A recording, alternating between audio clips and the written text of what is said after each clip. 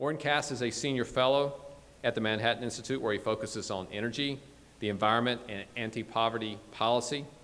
In 2015, Politico recognized him as one of 50 thinkers, doers, and visionaries transforming American politics. He has written about climate policy in the Wall Street Journal and Foreign Affairs, testified before House and Senate committees, briefed the EPA and White House officials, and appeared on NPR and the BBC. The Washington Examiner's Byron York called Cass's analysis the best commentary on Trump and Paris. In 2011-2012, Cass was the domestic policy director for Mitt Romney's presidential campaign, where he shaped campaign policy and communication on issues from healthcare to energy to trade. Prior to joining the Manhattan Institute, Cass was a management consultant for Bain & Company in the firm's Boston and New Delhi offices, where he advised global companies across a range of industries on implementing growth strategies and performance improvement programs. He holds a BA in political economy from Williams College and a JD from Harvard University, where he was an editor and vice president of volume 125 of the Harvard Law Review. Now, Mr. Cass will be speaking today on the farce and futility of global action on climate change, a complex topic because of its scientific, economic, business, and political dimensions. His presentation will be followed by a time for Q&A and a well-stocked reception. In fact, your economics professors tell you there's no such thing as a free lunch. There is such a thing as a free reception, so feel free to join us for that and avail yourself of the food we have. Please submit your questions electronically at any time. We'll have a time for Q&A at the end, but we'll be using some questions through Slido. You'll notice around, you'll see a code. You just pick up your phone, sli.do, go to code V668. You can type in questions, vote for other questions you like. We will mix in some live questions at the end, but feel free to be involved along the way. We'll open the Q&A session with some Slido questions. Please join me in welcoming Oren Cass, UNCP.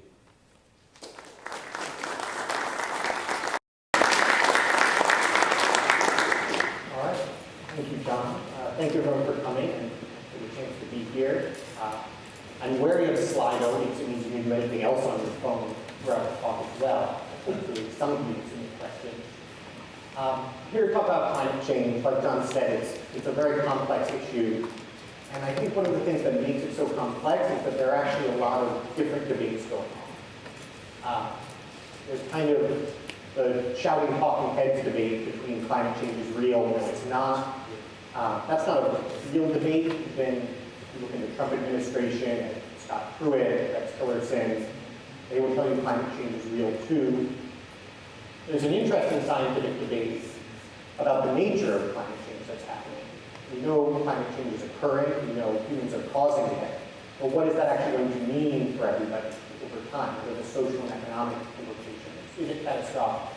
That's a very active debate, one I'd be happy to talk more about in the Q&A, but it's not really a policy question. It's a more scientific or economic question. If you want to talk about policy, you again get back to a fake debate, which you'll hear people talking about, which is the U.S. can fix climate change, no we can't. I say that's a fake debate because no one actually thinks the U.S. can fix climate change. President Obama's EPA administrator, Amy McCarthy, when she was pressed on the administration's plans, explained it's not measured in that way by the actual effect on temperatures. It's measured by showing strong domestic action that can actually trigger global action. And so that's the actual climate when we're talking about climate policy. Can the U.S. taking action produce global results or can it? If it can, there might be a lot of value in a lot of the things we do. If it can, then unfortunately, in a very real way, we're kind of wasting our time. What I liken this to, we think of climate change as a domestic policy debate because it's something we see candidates up there talking about, we see people fighting about it. It's not actually a domestic policy debate. It's actually a lot more like world hunger. World hunger is a very serious problem. It causes a lot of very real misery, especially in the developing world. It's something, to the extent we can address it, we would like to. But it's also something that we recognize we don't really have the power sitting here to solve, or that some new program in Washington is going to solve. And suggesting that we can fix climate change by driving a different kind of car, by supporting solar power. I'd say solar power is great, but there are a lot of places where it makes sense. The idea that by supporting solar power we're going to solve climate change is just not true. It's a little bit like saying, children in Africa are starving, so eat your vegetables. It feels like maybe those things should be related, but they're not. And so that's what I want to try to explain is why there is this disconnect between what policies we actually have available to us and the nature of this problem that's really far beyond Washington's policy solutions. So the first point I would make is that this is not a collective action problem. A lot of the discussion about the idea of having global negotiations, about the need for the U.S. to show leadership, is this idea that we have a collective action problem. That each individual country knows that we should really do something about climate change and wants to do something about climate change, but it can't act alone. And so the challenge is if we could get everyone together and agree that we all need to jump together, then we would get what we need. But that's not right. The challenge is not one of coordination. It's one of the actual interests and institutions in the various countries. And the Paris Accord is actually proof of this. The Paris Accord is proof of the failure to get the world together on something. It's not an example of success.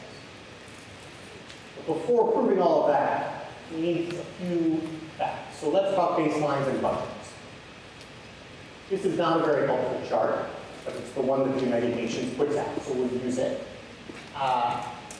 Before you can say anything else about climate change, you have to know what is going to happen to global emissions of greenhouse gases. The rate that temperature changes is obviously linked closely to the rate of our emissions. And if we're going to measure whether we're achieving anything, we need to know compared to what. So what are emissions going to look like if we don't do anything? And so the United Nations has built a number of complex models to try to show, here's the path we think we're headed on. And under lots of different cases of assumptions that you might want to believe. The kind of standard baseline is this one circle here. It's something called A1B. It assumes a world that has a lot of technological progress. It assumes continued globalization. It assumes the developing world becomes closer to the developed world in its level of wealth. And under those conditions, you can see they say, well, the temperature kind of gets 2 or 3 degrees warmer over the course of the century. It's already warmed maybe half a degree to a degree, so you're talking about a total of 3 to 4 degrees of warming by the year 2100. And so the question is, can we do better than that? Well, what's in that? The funny thing is that in that model is actually an assumption that we make a tremendous amount of progress, as our economy always does over time. So in the developed world, for instance, they say over this century, maybe we'll get about 6 times wealthier. That's our GDP. Our energy consumption, though, will only go about 2x. So we're going to get much more efficient. We'll be using 2/3 less energy for every unit of economic output.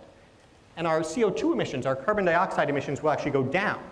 So not only will our economy use less energy, our energy will use less fossil fuels. So that's tremendous improvement, independent of any new climate policy. Developing world, even more impressive. We expect massive growth in the developing world over the century. And incredible gains in energy efficiency. So 65 times the economic output, only 8 times more energy consumption to do it, and only 2.5 times more greenhouse gas emissions. That would be an incredible accomplishment. It would suggest that by the end of the century, about 40 to 50% of all renewable energy we use worldwide all energy is renewable, compared to 5 to 10% today, depending on how you measure it. And so that's the baseline that we're talking about.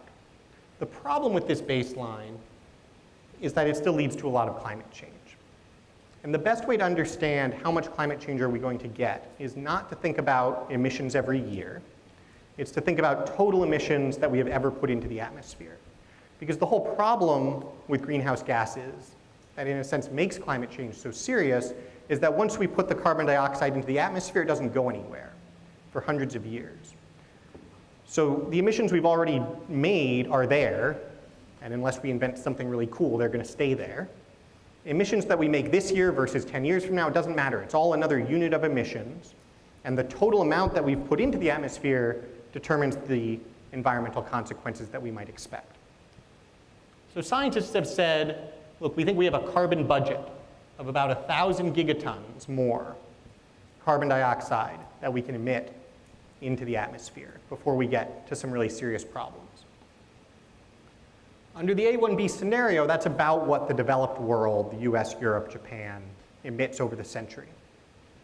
The problem is that this is what the developing world emits over the century. So with all that progress you saw, all of that energy efficiency, all of the reduction in fossil fuel usage, 40 to 50% renewable energy by the end of the century, we still blow through our budget by a good factor of 4.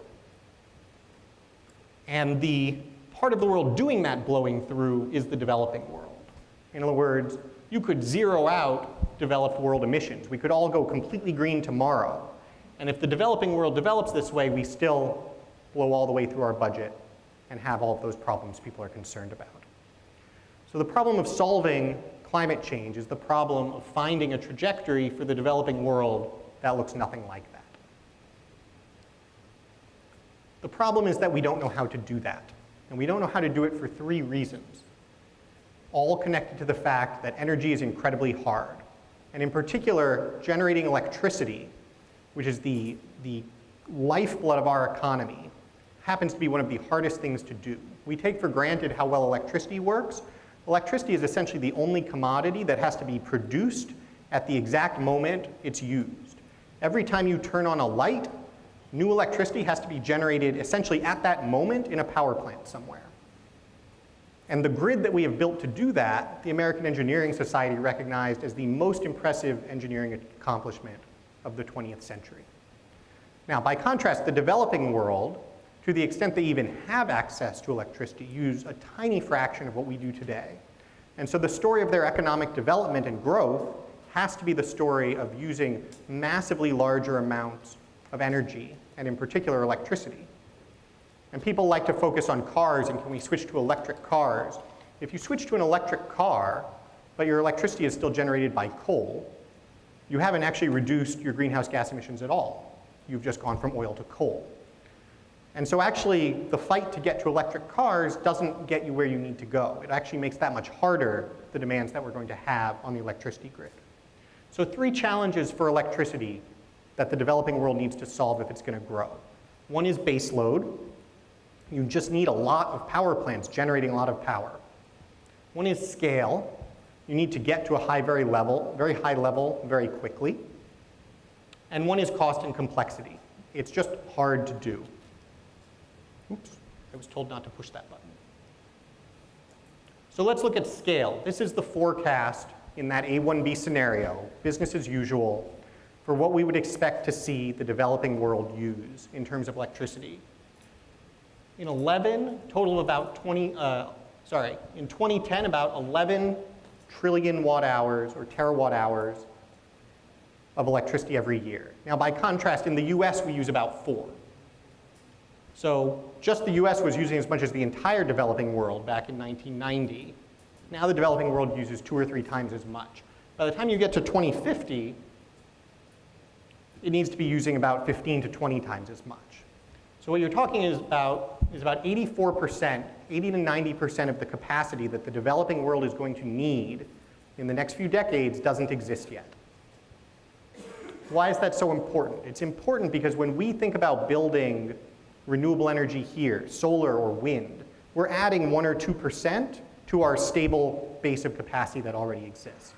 That turns out to be pretty easy to do because you essentially turn the dial down on your natural gas and coal and nuclear when the wind is blowing and the sun is shining, and you turn it back up when they're not. But if the baseload electricity doesn't exist yet, you can't do that. You can't go from 11 to 73 terawatt hours of electricity consumption with renewables, because when the sun's not shining or the wind's not blowing, you have nothing else to turn back up. And so to build that base load, you either need to use fossil fuels or nuclear, or you need incredible new technologies and battery storage and so forth, and ways of shifting power from one place to another that we haven't even figured out here in the United States or anywhere in the developed world. The sheer volume that you would have to build furthermore, is prohibitive. So you're talking about the developing world adding 1 to 2 trillion watt hours of electricity every year. It's building an entire new US grid every 3 years. Now, by comparison, total solar panel production worldwide at the time of the Paris negotiation was about 1/29th of what you would need to build that with solar. If you think about the rate that we were adding new wind and solar in the US, it was less than 1% as fast as you'd need to be building it in the developing world. And if you think about the total volume of battery storage in the entire world, it would have been enough to store about 1 minute of 2020 electricity demand. So not only do we not know how to manage the wind and solar in the ways we would need to, we literally don't have the economic capacity worldwide to do it right now. And then the last point is just how hard this is. Germany has been leading the effort to convert to a renewable grid for a long time. They have a, I don't like pronouncing the German word, but it's a program on which they're trying to spend more than $1 trillion over 20 years. Now, the developing world, population-wise, is at least 50 times larger. So that gives you a sense of the scale of the investment you would need to do this. And furthermore, Germany, maybe the most advanced, effective industrial engineering economy in the world, is failing miserably. Government is under tremendous pressure to scale back its ambitions already because it has too much wind and solar on the grid, and that's causing too much stress. And most incredibly, their emissions are actually rising. So with all the kerfuffle around the US withdrawing from Paris and us being firmly had a finger wagged at us at the G7 or 8 meetings and so forth, in fact, our emissions are going down. And in countries like Germany, emissions are going up. Now, part of Germany's problem is they've decided to shut down their nuclear, which is not a smart thing to do if you're trying to reduce your emissions. But at the end of the day, all of this investment has both proved politically infeasible and failed to even get them on a downward trajectory of emissions. What we actually see in the developing world right now is what they're calling a renaissance of coal. In fact, the developing world is building coal at least as quickly as ever. India is aiming to double coal production in 5 years. They're expanding coal capacity 2.5 times faster than we're closing it here. Sierra Club and Coal Swarm identified more than 2,000 coal projects under development. And even if only a fraction of those are ever built, the developing world is adding more new coal capacity already planned than the entire developed world has in existence. So even if we shut it all down, more of that is coming online faster. Worldwide, this is a few years out of date because it's a colleague of mine and he did such a nice set of charts. This is where new power came from over the last decade. The really tall bars, that's coal. This is in 2013 where it came from. The really tall bars, that's coal. And this is British Petroleum. British Petroleum is kind of like, or they prefer to be called BP now.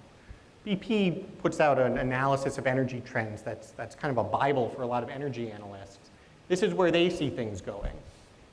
Those very large bars, green, red, and gray, that's fossil fuels. Gray is coal. You don't see that shrinking at all. And in fact, you see the total fossil fuel consumption of the world continuing to grow. The curve is bending a little bit because we're using more renewables. That's exactly what A1B says would happen. That's good. But it doesn't look anything like the cuts that you'd want if you were actually addressing the problem. One final point is that if we are going to reduce our emissions significantly, that has to come from somewhere. Who is going to do it? Everyone thinks someone else should do it. And in the developing world in particular, they have an idea called climate justice, which is the idea that because the developed world is responsible for so much of the past carbon dioxide emissions, we are the ones who should bear the burden of cutting our emissions now. But if you remember that chart with the carbon budget, it doesn't matter if we zero out our emissions now. There's still too much more cutting that needs to be done. And so this is a look, if you were to kind of take a mathematical approach and say, what's the total amount humanity could ever emit into the atmosphere, and how would you divide it up based on based on the population of each country? The US would be entitled to emit about 128 gigatons, Germany 33, China more than 500. this is what we've already emitted. So the US has already emitted 3 times more carbon dioxide than a mathematical assessment of how much room we have for everybody's emissions would suggest. So what do you do about that? We can't take that back out of the air. We're not zeroing out our emissions tomorrow, so we're actually adding to that red bar every day. What we need is for these developing countries to never get anywhere close to their blue bars. And their response to that is, well, if you want us to not get close to our blue bars, you have to pay us trillions of dollars. And even if we were to pay them, we need to find a way to do it that would allow them to continue growing. So they want, essentially, the developed world to go build them renewable energy. And they say, if you come and build us solar and wind, we're happy to use it, but we're not going to ourselves take on the cost and the deadening of growth that would come with having to do it ourselves. And so that brings us to Paris. So end of 2015, under the Obama administration, you had this big Paris negotiation and agreement that everyone was exceptionally excited about at the time. It's important to understand what Paris was. For 20 years, the world had tried to negotiate significant cuts in emissions, where everyone actually committed to reducing their emissions, based on this theory that we just needed collective action. We never reached an agreement that way. So rather than keep working on it, what they did for Paris was they said, well, what if we give up on all of that? So what if we give up on the idea of collective action, that we all have to do the same thing together, and let everyone just volunteer? They can each say they're going to do as much or as little as they want, and we'll say, sounds great. We're going to get rid of the idea of an enforceable agreement. If the thing you say voluntarily you want to do doesn't actually get done, that's okay too. And we're going to get rid of the idea of objective standards, baselines, or metrics. So if your voluntary, non-enforceable commitment isn't even about emissions, if you just want to commit to getting more efficient over time, if you just want to commit to making best efforts, we'll accept that as well. Now, unsurprisingly, when they designed a negotiation this way, they got an agreement. Everyone got to send in whatever they wanted. They stapled it together, and that was the Paris Agreement. But there was nothing to celebrate. If they had tried that approach 20 years ago, everyone would have sent in whatever they want and stapled it together then. The accomplishment was dumbing it down to the point that they got an agreement, not actually bringing people together to an agreement that pushed the ball forward. And so while the negotiating text said the purpose of this design is to create an upward spiral of ambition over time, which sounds very nice, the economists writing in Nature, analyzing the process, said history and the science of cooperation predict that quite the opposite will happen. And in fact, exactly the opposite is what did happen. You may have seen some claims that Paris had made all of these impressive changes and brought emissions down significantly and went from this amount of warming to that amount of warming. The way they did that was by changing the baseline. So remember I was talking about the A1B baseline that would get you 3 to 4 degrees of warming by 2100. In analyzing Paris, no one used the A1B baseline. They invented new baselines. The most popular one, which you see Climate Interactive used, business as usual, it's what the New York Times used, 8.1 degrees Fahrenheit, was a different model called RCP 8.5. RCP 8.5 was something that the UN developed as a hypothetical example of the highest possible case, if we just keep raising our emissions forever. It was designed for scientists to put into models to see what would happen. But as they said in the report explaining it, this pathway has higher emissions than all but a few published baselines. So we weren't actually comparing Paris to what we thought the world was going to be. We were comparing Paris to a hypothetical made-up line for purposes of modeling that was higher than what the world was going to be. The UN did the exact same thing. In the UN's assessment of the Paris Agreement, they said, look, from 1990 to 2010, emissions went up 24%. If we don't do anything, they'd probably keep going up 23%, but look at that much better lower line, or sorry, they said the dashed line is if it just keeps going up at 24%. But with Paris, look, it's in the 11 to 23% range. That red line is lower. So that would be impressive if we were expecting emissions to just keep going up as if nothing had happened. But as the UN has also already said, most baseline scenarios project a deceleration in emissions growth especially compared to the rapid rate observed in the past decade. So nobody expected the line to keep going up like that. Comparing the red line to the dashed line is completely worthless. This chart's a little more fair. It's clearly designed to be even more confusing, but this is from a group called Climate Action Tracker, which shows lots of different ranges. This is what could happen to temperatures over time. They call the gray baseline and the blue current policies, and the red the commitments under Paris. Now first ask yourself, wait a minute, why are the baselines higher than current policy? Shouldn't current policy be the baseline? It's not the baseline, it's the made up higher scenario. Ask yourself a second question. Paris only extends until 2030. The commitments for Paris are only until 2030. If you look at the red line, it actually kind of keeps going up until 2030, and all of the gains are after 2030. So how did they do that? Well, they said, we assume based on these commitments that after 2030 we will get additional stronger commitments. And that's where the gains came from. If you actually look current policy compared to pledges until 2030, you'll see almost no difference. MIT did it the right way. MIT said, we ran a model last year. Here's how much temperature goes up. We're going to run it again this year with the Paris commitments, and it goes up almost the exact same amount, about a 0.2 of a degree difference over the whole century. And in fact, if you look over here, so these are all those different pathways again. The big thick red line is what they think would happen after Paris. The little blue dotted line that exactly intersects the red line at the end is A1B.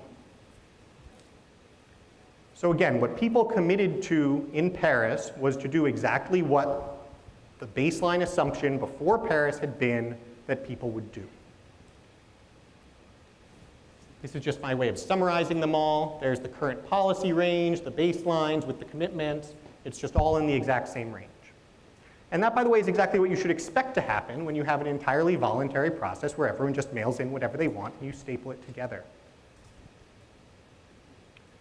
Now, wait a minute, though. Didn't Barack Obama and John Kerry tell us countries all showed up in Paris with serious climate targets? 186 nations in the world submitted a plan, all of them reducing their emissions. They did say those things were just false. Let's take a look at all of the largest developing countries. So China, their commitment under Paris is we will peak our emissions around 2030. Now the US government had already done a study. When do we think China will peak their emissions? The answer was around 2030. India, no emissions commitment, but said we're going to reduce the intensity of our emissions. So we're going to get more efficient. But the rate they said they would get more efficient at was only about half the rate they were already becoming more efficient. So they actually pledged to do less than they were already doing. Indonesia, according to the World Resource Institute, their pledge was too vague to assess, does not allow for any accountability. Brazil, 43% below 2005. That sounds significant, except they're already 41% below 2005. Because for them, the biggest issue is rainforest preservation, not fossil fuel use. Pakistan is my favorite. Pakistan commits to reducing its emissions after reaching peak levels to the extent possible. Now that's a definition of the word peak, but it is not actually a pledge. Nigeria submitted a pledge saying that they would keep their emissions growth to only 5.2%, but their economic growth rate was only 5%. So they actually pledged to become less energy efficient over time.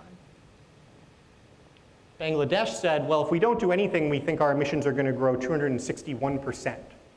We're not going to tell you how we got that, just 261, and we pledge instead to only raise them 247%. So these were the pledges that became the Paris Agreement, and you can see why if you add all of those up, you end up with those lines that don't in fact show anything. Since then, things have gone about as you would expect. Only 3 EU countries pursuing policies in line with their commitments. And interestingly, one of those 3 is Germany, whose emissions are going up. India's coal plant plans conflict with climate commitments because their country needs more electricity.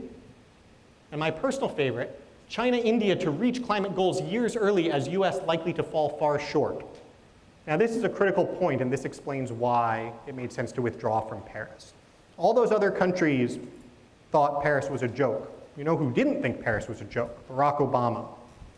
Barack Obama went and made a very significant pledge for the United States to cut emissions significantly below not only our baseline trajectory, but below what he said even his policies could achieve. So he didn't even know how he was going to get it. But for the sake of showing leadership, that's what he was going to put out there. Now that creates a very interesting dynamic. If the whole point of Paris is to get back together every year and review who is doing well on their commitments, under this setup, countries that make commitments to do nothing get to come back every year and get a big red check mark. And the United States gets to come in and admit that they're not doing as well as they should be and get a big red X. And so by the time Trump started talking about withdrawing, that was already happening. Environmentalists were applauding China and India for beating their pledges, because remember, their pledges were essentially to do less than they were already doing. And the United States was being criticized because we didn't have the costly policies in place to meet the Obama commitment. Finally, this is what's happened to investment. So the last theory of why the Paris Climate Agreement made sense was that this was going to send a clear signal to business, it was going to spur investment, and we were going to get the innovation and new technologies that we needed to really make a dent. Well, the problem is, so this is every quarter, 2004 to 2017, total investment in clean energy. The black dashed line is when we signed Paris. In 2016, investment was down 20% over 2015. Beginning of 2017, it was down another 17% over 2016.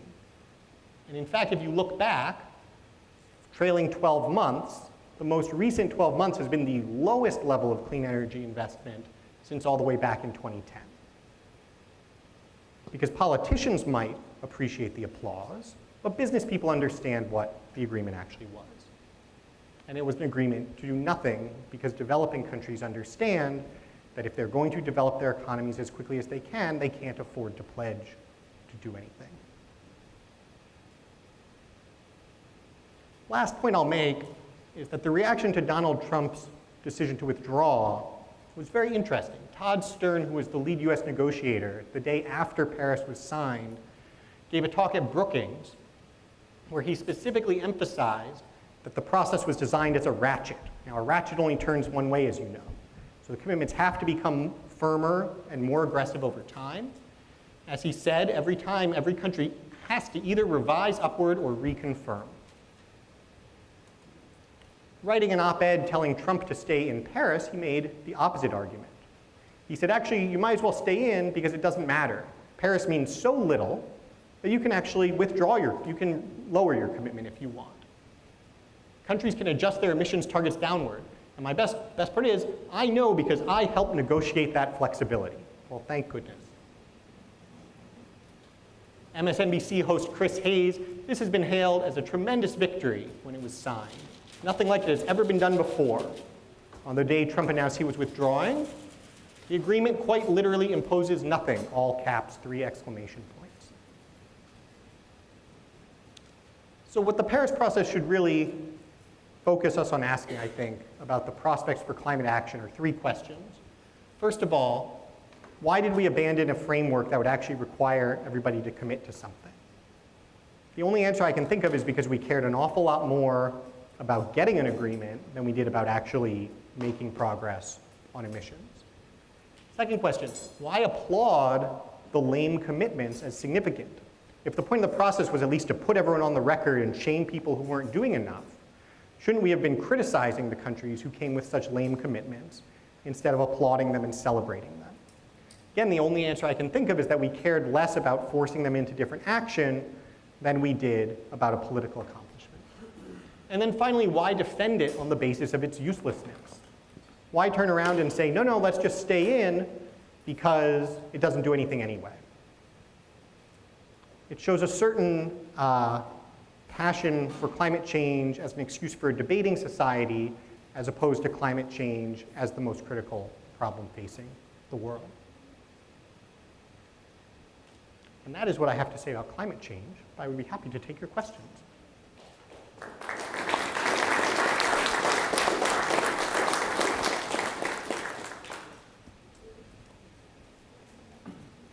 Okay, thank you so much. We have a lot of time with this topic because there's a lot to discuss.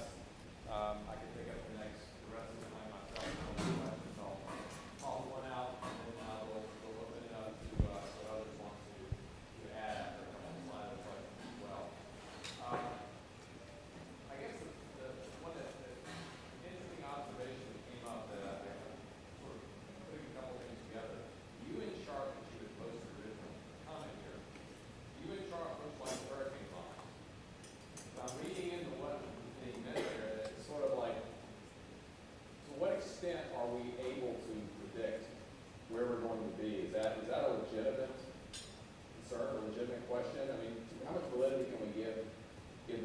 models? Is it like predicting where the hurricane's going to go, and then tomorrow we change what we said today? Yeah, so that's a great question, and it goes to one of the big fights, which is, is it true that climate science is settled and there's a 97% consensus versus is it true that scientists are still debating this? The answer is yes and yes. When people talk about kind of the consensus on climate change, what they're talking about is the basic insights that the climate is changing, that we're seeing an overall warming of the atmosphere, and that humans are contributing to it. And more recently, that humans appear to be the primary contributor to it. Most, if not all, scientific assessments at this point would say humans are at least 50% of the cause of what we're seeing, and as best we can tell, they're pretty much 100% of it, at least over the last 50 years or so. So that's where there's a lot of consensus. But that only tells you so much. What you have to, first of all, that only tells you something about the past. And second of all, that only tells you something about the temperature. So if you want to make policy and figure out where we're going, you all of a sudden open up a huge series of questions around which there's no agreement. So first you get the question in that spaghetti chart, which is what kind of emissions trajectory are we even on?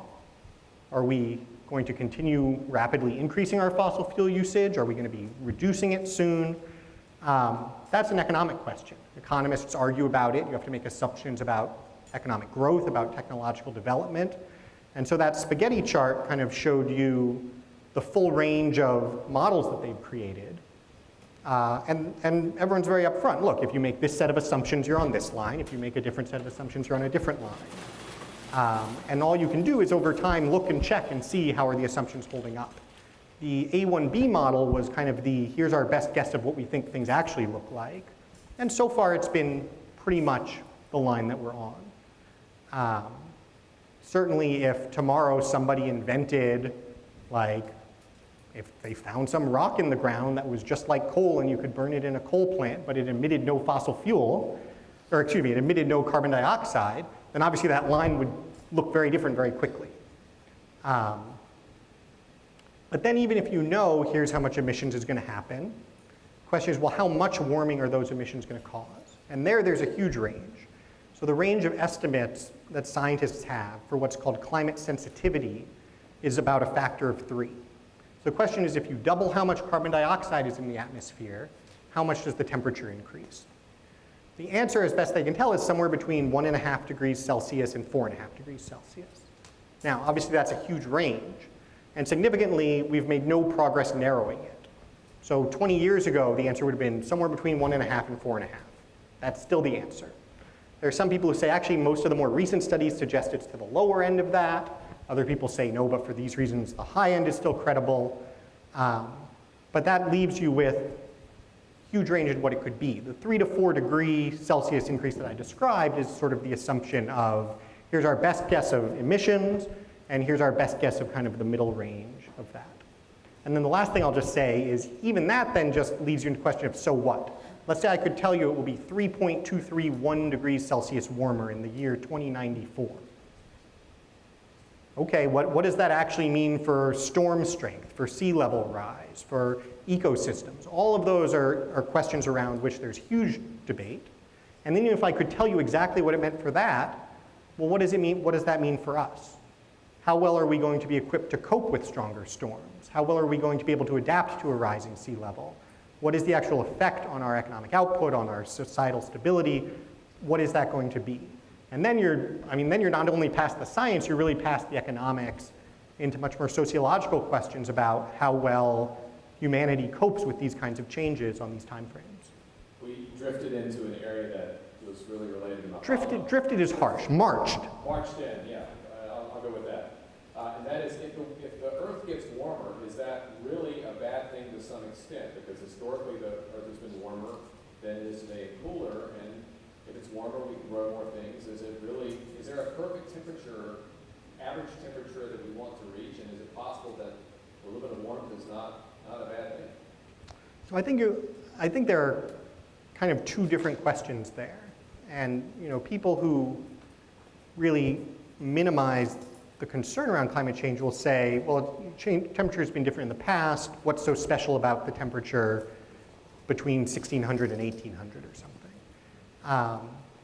And on the one hand, the answer is that's a great point, that if you were designing civilization from scratch and said, what temperature would you like? You could make a case for a warmer one. You could make a case for a warmer one. The argument would be, think of all that great land in Russia and Canada we could use, even if it got too hot very close to the equator. You could point out that people are moving from the northeast to the southwest in record numbers because we like it when it's a little bit warmer. With more carbon dioxide in the atmosphere, it appears that plants actually grow faster and agriculture can be more productive. On the other hand, if it was colder, we might have less storms, less rain. There might be arguments for it to be colder. The problem is that we're not working from zero. We're working from all of the infrastructure of civilization that we've built. We're working from where we put our cities and what sea level we assumed we would have when we built them there. We're working from where we've put all of our agricultural production. We're working from where all of humanity has chosen to live already. And so changes in that inherently would be problematic. If civilization had developed with things 3 degrees warmer, and you said it's about to get 3 degrees cooler to what it is right now, you might be exactly as concerned. Because it's not a given temperature level that's necessarily better or worse, it's the change. And it's the change that, on the one hand, is slow, 100 years, multiple generations, and on the other hand, can seem very fast, certainly compared to the geological record or the rate that climate would typically change at. Okay. Questions from the audience? Live.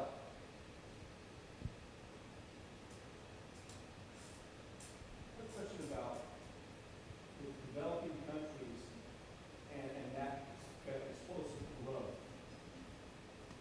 Where's the population factor built into these models? Because as those countries become more developed, they're going to be better at reproducing. They're going to have higher populations than they already have seen in that ratings anyway. And then they're going to live longer. They use natural resources. At what point do the models say, this is it, we can't do this anymore? Yeah, so population growth is one of the critical inputs to those economic models. So if you look at A1B, one of the first things they have to answer is, well, how fast do we think the population is going to grow?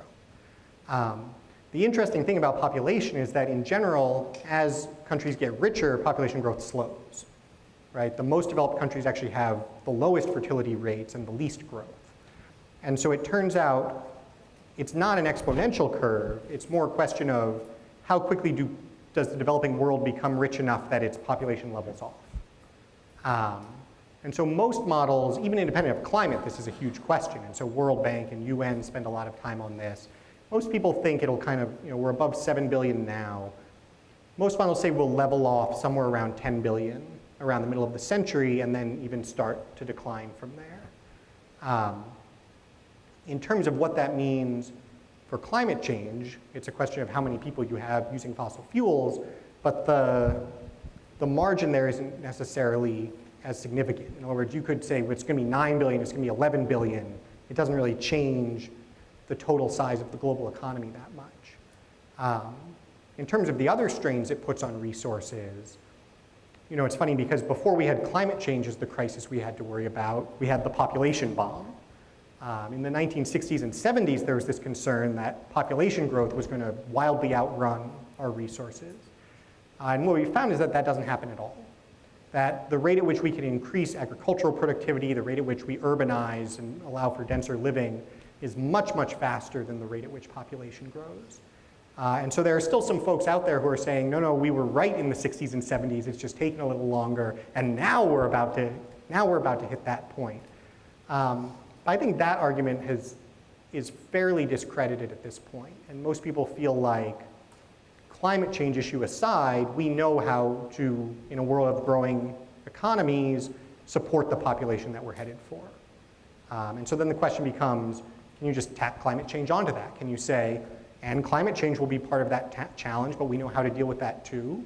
Or is there something that really makes climate change different? Let me follow that question up with a related one that came in several versions online, and that is not just about people, but resources.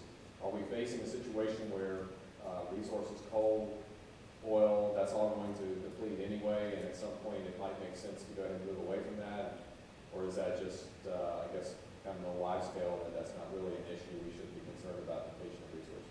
Yeah. That's a great question. And either the good news or the bad news is no, we're not running out. Coal in particular, we have massive stores of everywhere in the world, and could burn pretty much to our heart's content for 100, 200 years before anyone even asked whether we were running out. Oil and a little bit natural gas, there used to be a concern. It seemed like we were running out.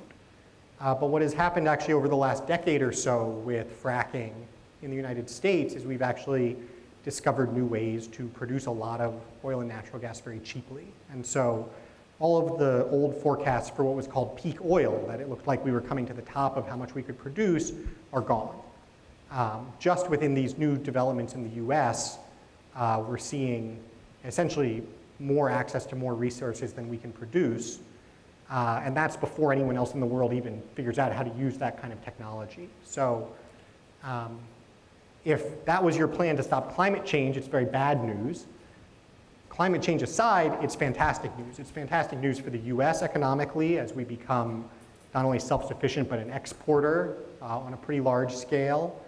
And it is a good news globally for the massive demand that's going to be coming up for these resources. Other questions? What's your stance on the Sustainable Development Goals put together by the UN and sustainable development? Yeah, so good question. The question was about the Sustainable Development Goals, which is a big program by the UN to kind of set targets and develop policies and programs to reach them, especially in the developing world. You know, I think the Sustainable Development Goals is exactly the right thing to be talking about, essentially instead of climate change. I mean, when you list the impacts that we worry about from climate change, the actual impacts on people, what are they? They are kind of damage from vulnerability to storms and severe weather, hunger, lack of access to water, significant population migrations, shifts in tropical disease and new disease vectors. All of those things are things that the Sustainable Development Goals would like to address. And the reality is that addressing them through development is wildly more effective than trying to address them by preventing climate change by happening. So, you know, just to take the example of storm damage, I mean, we've seen just in the last few weeks the difference between massive storms hitting Florida and Houston and a very similar storm hitting Puerto Rico with a very different level of infrastructure. And the same thing goes even more so in less well-developed parts of the world. So if you look at a place like Bangladesh, which is where everyone is, you know, kind of the poster child for concerns about flooding, the strongest category of cyclone that hit Bangladesh at some point in the 1970s killed 500,000 people. A comparable one hit in the 1990s killed about 100,000 people. Comparable one hit in the around 2010 killed about 4,000 people. Now, it's still a tragedy if a storm kills 4,000 people, obviously. If you said, well, if that storm was even stronger, it could have killed 5,000 people or 6,000 people, but not 500,000. The rate at which we've reduced vulnerability to storms through development is orders of magnitude bigger than the rate at which we have increased it by virtue of potentially having stronger storms. The same thing goes for food and water, and even migrations. You know, people like to say, oh, you know, hundreds of millions of people will be dislocated by climate change. Let's assume that that's true. If that's happening over the course of 50 or 100 years, that's a few million people a year. And again, that's a tragedy for the people who are dislocated, but it's a drop in the bucket of total dislocation for all the different reasons that people get dislocated. And even just if you look at the desirable relocation we'll have from urbanization, the World Bank says like 2.5 billion people are going to move to cities by the middle of the century. Again, order of magnitude bigger than you might expect climate change to cause. I'll say one more thing about it just because it's my favorite thing to say on this subject. You know, you hear about droughts and the idea that, well, you know, more severe droughts, and there's this drought in Syria that helped contribute to the rise of ISIS, and there's kind of that link to we'll have more things like ISIS with climate change. You know, the drought hit the entire Middle East. A country that borders Syria called Israel has been suffering the exact same drought over the same period. And Israel began exporting water last year because Israel is the world's leader in desalination technology. It is a technology leader. It has a stable institutions, et cetera. The difference between Israel and Syria is not the climate they are experiencing. It is the quality of development and the caliber of institutions and the economic systems that they have in place. And so if we're looking into the future at what do we want to do to make sure that, especially if climate change, gosh, it is going to happen, if we're looking into the future at how scared we need to be of it and how we should be reacting to it, it'll be 100 times easier to focus on actually getting development right and making sure that we have more Israels and fewer Syrias. I shouldn't say 100 times easier. It's obviously very hard also to do development well. But it is more plausible that over the course of this century, we are going to make tremendous progress in the development of the poorer parts of the world. And by the way, by doing that, you also develop the poorer parts of the world, as opposed to focusing our attention on, well, how do we get people to use less energy? Just as a follow-up to that question, it seems like you're saying, having UN sustainable goals, the process of having goals could be useful and is more useful than trying to stop climate change. Could I not take devil's advocate and say that, well, the Paris Agreement with no real commitments could just be positioned as a series of goals, right? So is that really harm to have everyone holding hands and saying, we're all going to try to get better? Is that not maybe a good first step in that direction, even if it doesn't have specific targets and measures? I think that's a very good point. And people who have kind of made a serious effort to defend Paris, not the kind of flag-waving, look at this historic agreement approach, have said exactly that. It was a first step.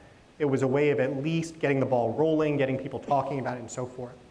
I think if that had been how it had been sold and described, and we had then been honest about what kinds of commitments people were making, then absolutely, there's no harm in doing that.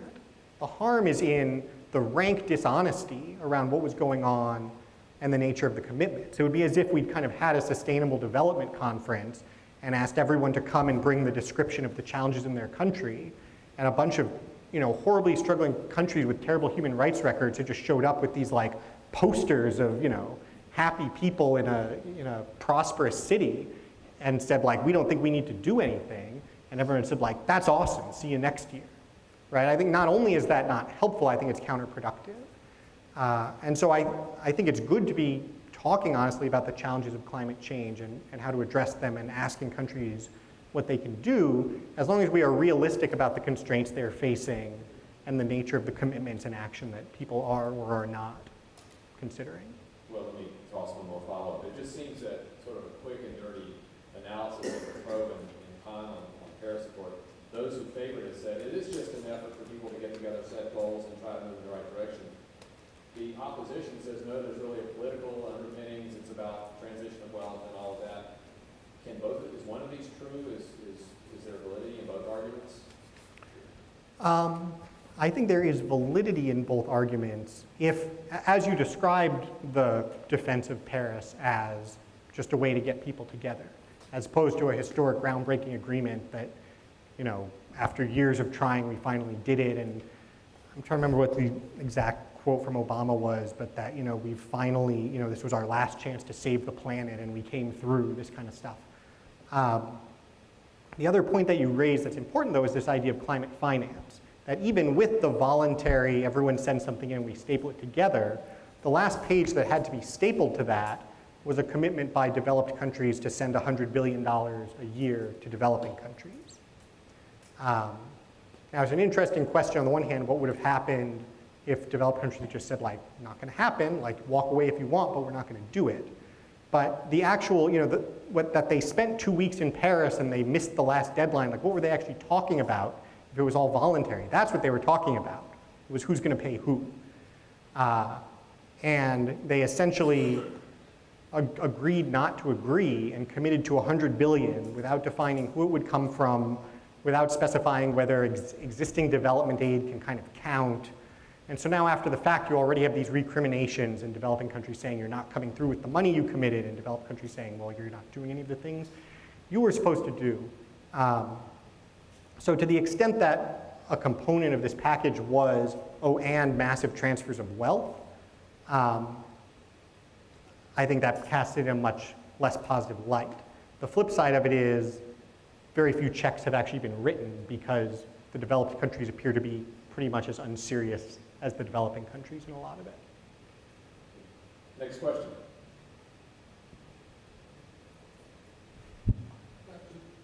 Two questions about the spaghetti tax. First question, tell me again the differences between those two lines matter. Technical assumptions like how the legal changes to tax gap, or are they more behavioral? We will impose climate tax. Mhm. And the second question was, only one of those lines reached an equilibrium. Or is there research about what the equilibrium temperature would be? Yeah, sure. So to answer the first question, so the first question was about what goes into these lines, how much of the modeling in a line is, or the uncertainty between the lines is about scientific questions about clouds and ice caps, and how much of it is about the economics. And the answer is really that it's two different sets of lines. So there's essentially a division of labor between economists and scientists. And economists try to develop economic models that say, here's how much emission of various greenhouse gases we're going to get. And those kind of get thrown over the wall to the scientists who build models who say, for a given level of emissions, here's what we think is going to happen in the environment. And so the charts that I was showing were for the economists. That was, what are the different assumptions we should make about population and so on and so forth, and how much greenhouse gas is that actually going to produce. Each of those different lines is then a scenario.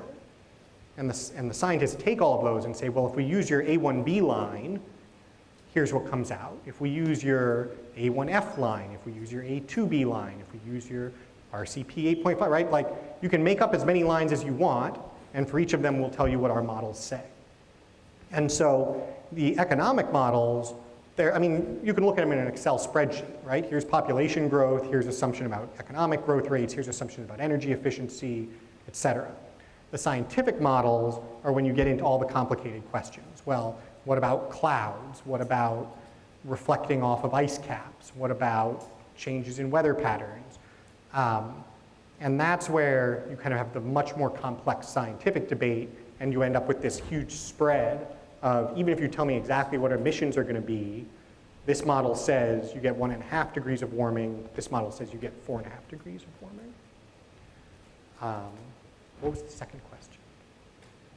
What do we know about the equilibrium? Yeah. So one of the challenging things about climate is that the equilibrium temperature keeps increasing for a long time, even after you hold everything else constant. So there's a lot of kind of momentum in the system. And so typically, actually, they'll give you two different kinds of outputs of the model. One will be sort of an immediate, at the point in time where we double greenhouse gases in the atmosphere, here's what we think happens to the temperature pretty quickly, and then a separate, here's what we eventually get to. And so there's also then a question of, well, and how long do emissions keep going up, right? Because if you think that in 2100 we're still going to be building new coal plants, then that's an even bigger problem. I don't know anyone who thinks in 2100 we're still going to be building new coal plants, except for that ridiculous scenario that everyone called their base case, of course. So the momentum carries you, I've seen various numbers, but another half a century to a century beyond where you freeze your level of greenhouse gases, you could still be seeing the temperature increase. But what people, and the year 2100 is kind of arbitrary for where we look to. I think a lot of the rationale in kind of asking, well, where are we in 2100, besides the fact that it's a nice round end of the century, is that to an extent it feels like the outer limit of the useful thinking about what any of this is going to look like. I mean, like, are humans still, like, when do robots take over kind of questions start coming up if you try to go too much farther. And so people who are serious on the issue try to stay focused on kind of changes that are going to happen within the range in which we have any capacity to think about how they'll affect us. There are some people who are not serious who will say, oh gosh, well our model for 2100 doesn't look scary enough, but let us tell you about what it's going to look like in 2500, or what it's going to look like in 3000. And that's an interesting modeling exercise. I think you kind of have to roll your eyes at that point and say, what possible basis would we have right now for trying to figure out what is going to be going on with human civilization in 200-300 years? Yeah, that leads the perfect follow-up question, because if the models are complicated, and obviously we could kind of delve into all sorts of assumptions in the models, is it really legitimate to have this sort of 2100 kind of baseline argument that says we better do something now because way down the road, if we don't, something's going to happen. And of course, once we do what we're going to do now, we can just sort of keep changing that way down the road. It seems to me, as a bit of a critic or skeptic of most things that politicians say, that deciding that we have to do something now to solve a problem in the way distant future that we can't really define just sort of doesn't sound right. So as a layperson watching this and sort of thinking about models and how to deal with it, how do we separate this idea that we've got to do something now, or we're supposed to do something now, or maybe we should do something now to deal with a problem that we can't see or won't see for a long time, and maybe we'll never see? So, I mean, I think that's part of what makes climate change at least feel like a very unique policy issue. I mean, on the one hand, that's fair enough. You say, what sense does it make to think about 2100? On the other hand, you say, well, but if we stipulate that a problem called climate change exists that will play out on that time frame, then you can't really throw up your hands and say, well, we don't deal with problems on that time frame, so therefore we don't have to think about that. Like, I think but the challenge is, how do you apply the policy intuitions that we typically apply to tax policy or education policy to this kind of problem? And I think what you have to do is, first of all, ask kind of, okay, well, what levers do we actually have to pull? So in a hypothetical world where you could say, look, if only we signed up to pay $500 billion a year, we could lick this thing. Like, well, okay, how do you value that? How do you know if 500 billion is too much or if that's a good investment? And how do you also evaluate risk? Like, what if I tell you there's a 99% chance this turns out to be a big nothing burger and a 1% chance that, like, it wipes out humanity? Well, under those conditions, is $500 billion a year too much or too little? Like, that's not how policy makers think. But on the other hand, the fact that policymakers don't think that way isn't a reason to not think about it. It's a challenge to figure out how to think about it. And so, for me, what's always been most important about it is to understand what kind of problem is it? What can you put it next to? And I think the answer is that we actually have a whole host of problems that exist on these kinds of time frames, that kind of have these, we can see a trend line that might be concerning in the very long term, but we don't know exactly where it's headed. It's hard to value, it's even hard to know exactly what to do about it.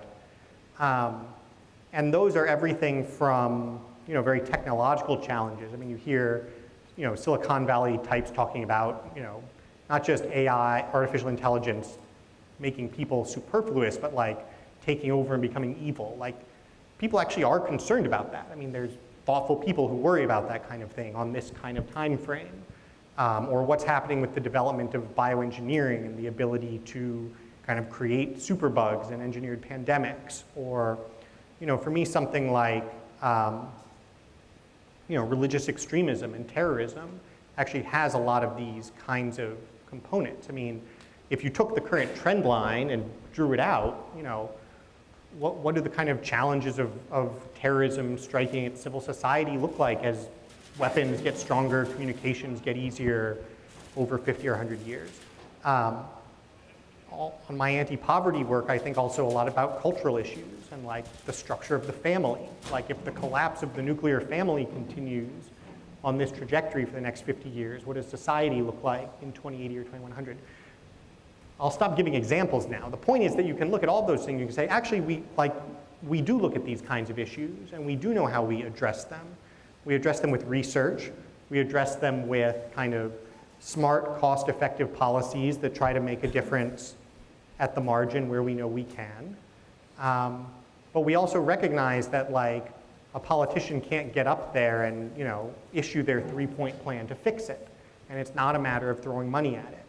And I think if you start thinking about it that way, then I at least realize that the policy answers that make sense are not these kind of grand re-engineering schemes that a lot of people like to talk about. They're really more things like, well actually, some people say, let's cut off these climate scientists. Like, well no, let's actually do a lot more research to try to narrow down these numbers, to try to get a better handle on what the impacts are going to be, to start having good adaptation plans. Like, let's say sea level is going to rise some enormous amount. Like, what do you do about New York City? Like, it would be really nice to have an answer to that question. You can figure out that question for a few $1 million, or a few $100 million, whatever it is, and know the answer to it. And so, being smart about planning and adaptation and letting people recognize that the risk exists and prepare for it over time is how we as a society deal with these issues. We don't deal with them by saying, let's have a 195-person agreement and country agreement and then spend $1 trillion and somehow think we're going to solve it. Next question. Are there no climate activists in the room? Climate activists. Not really an activist. Isn't it kind of unrealistic to expect countries to cut production and use of greenhouse gases, fossil fuels, when there's such a large part of the GDP from that country, like Russia, Saudi Arabia, Qatar? I mean, I don't think they don't have anything to replace it with, so what's the incentive for them to cut? Yeah. What I'm basically asking. Yeah, no, that's a really good question. So the question was, is it realistic to expect these countries that rely on producing fossil fuels to stop doing it? And I think that gets at kind of a central fight on the policy of this, which is, do you fight climate change from the supply side by stopping the production of fossil fuels, or do you fight it from the demand side by stopping people from wanting to use them? Historically, the fight has been on the demand side, right? Get people to conserve more, get people to drive different cars, get people to use different technologies. What you see increasingly is a lot of activism on the supply side. So if you think about like a protest over a pipeline, when you see the protests over the Keystone pipeline from Canada, that was people saying, we're actually, and it's called more broadly, the leave it in the ground movement. It's the idea that instead of thinking in terms of what's the total amount we can emit, let's talk about the total amount we can produce. And say, fossil fuel companies, whatever it is, we need to stop you from producing more than that. Activists seem to like that approach. It gets a lot of media headlines. It also helps that you're not asking people to do anything, right? Like, I always love going onto a college campus where there's a really passionate anti-Keystone pipeline protest to which everybody drove in their cars and to which they will then drive home to their houses heated with, right? Like, it's great to feel like, well, I'm not the problem. I'm using the fossil fuels, but don't blame me. It's that guy over there who's pumping the fossil fuels. So that has a lot of like political salience, but I think your question is exactly right. It is wildly unrealistic as an actual substantive way to get anything done. Because even if the US decided to stop its production, these developing countries, countries whose economies rely on fossil fuels, mostly with state-owned fossil fuel production, you're not going to go chain yourself to their oil derrick. At least I don't recommend it. And so at the end of the day, when you think about, if I were to say something less downbeat, I guess, if you want to think upbeat about what would it actually take to start bending some of these curves, the only thing that's going to bend them is if there are technologies that are actually better than fossil fuels. Like, how strange that that's a radical thing to say, but if you actually want to see the world, and especially poorer parts of the world, adopt something other than fossil fuels, there has to be something better for them to adopt. And so I think investments in research and development, when we first subsidized wind and solar to give them a chance, I mean, now that we're subsidizing them for their 30th or 40th year, I'm a little bit more skeptical.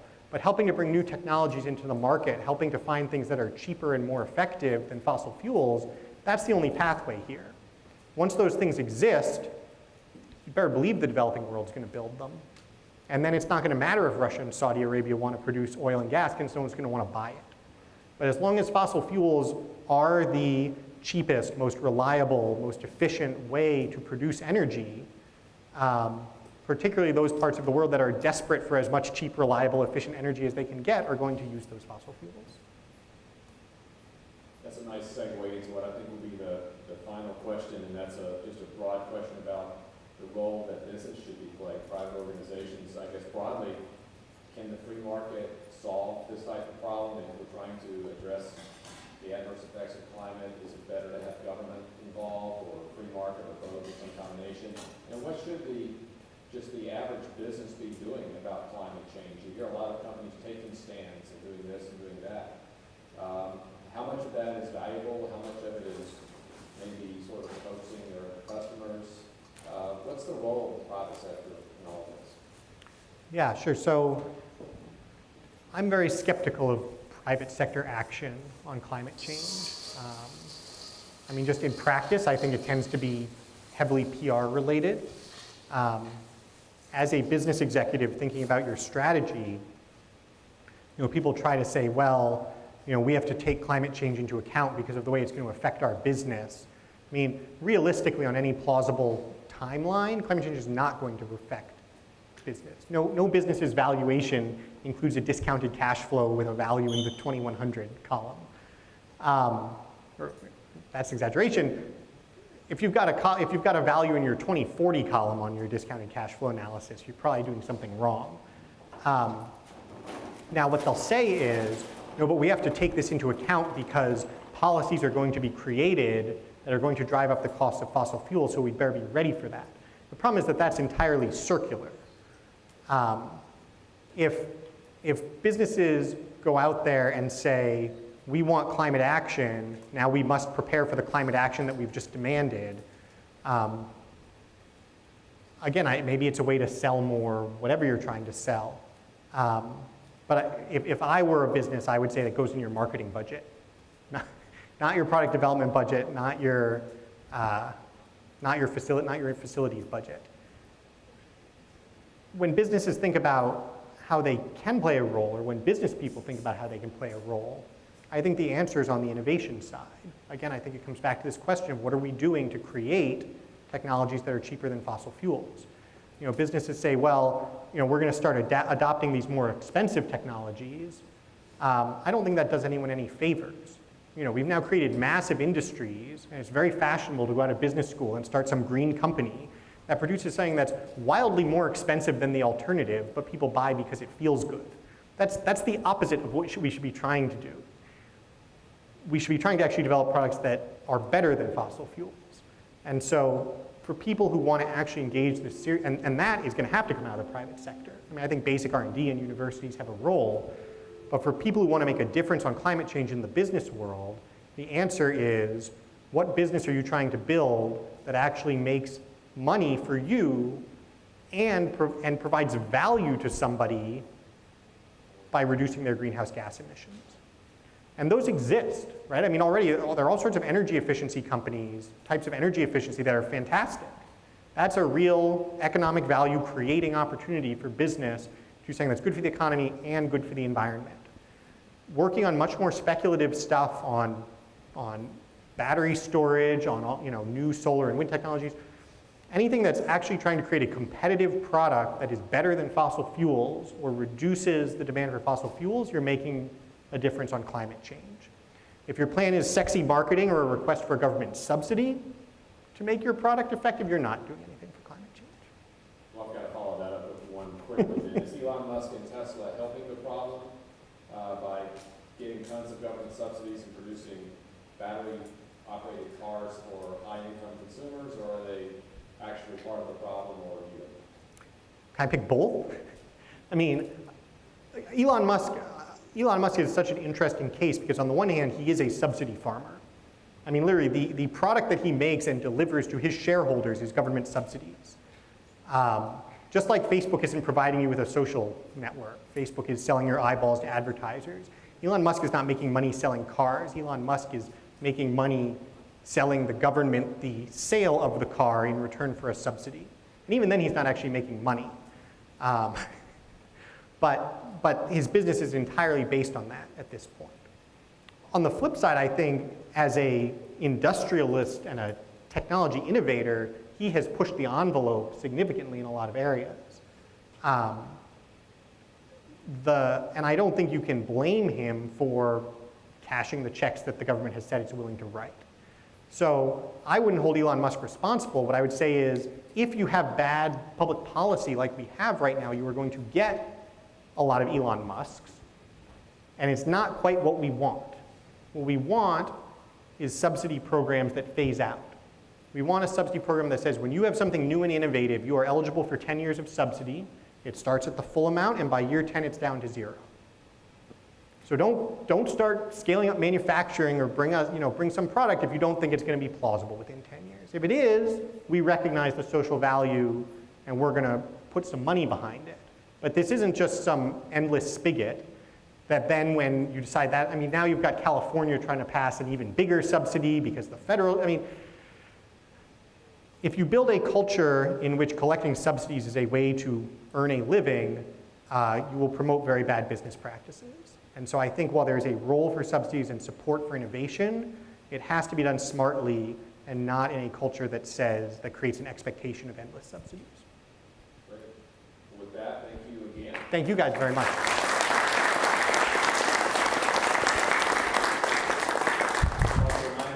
We have that fully stocked reception waiting for you, so avail yourself of that and take an opportunity to introduce yourself to Oren while he's here. Welcome into Pembroke.